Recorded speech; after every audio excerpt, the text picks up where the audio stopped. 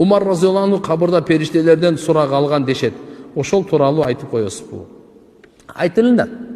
Риваяттарда бар, кээ-бирлер алымдар заиф деген. Кандай болгон чакта дагы Хазирет Умар разияллаху анху тууралуу ушул мункар накир сураганда, робуң ким дегенде, мен робум Алла. Силер экөөңөрдүн робуңар ким деген да. Мункар накир деген бейтаныш эмес, мункар накирдин котормосу ушундай. Өмүрүмдө көргөн эмессиң да. Интернеттен вообще көргөн эмессиң аны. Өңүңдө да көргөн эмессиң, түшүңдө да көргөн эмессиң да. Ушундай эки периште келет да кабырда.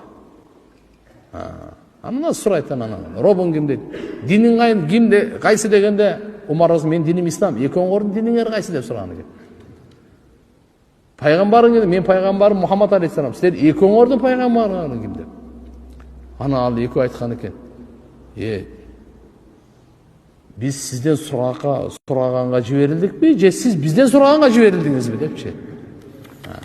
Риваяттары бура келет бул, келет иншалла.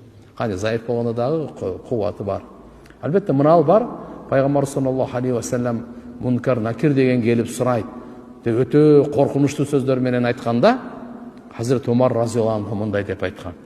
О Алланын элчиси, ошо сурак алып атканда адам баласынын акылы өзүнүн жайында болобу, болбойбу деген да. Болот дегенде, все тогда dedi. Анда коркунуч жок dedi. Анда жооп берем dedi да.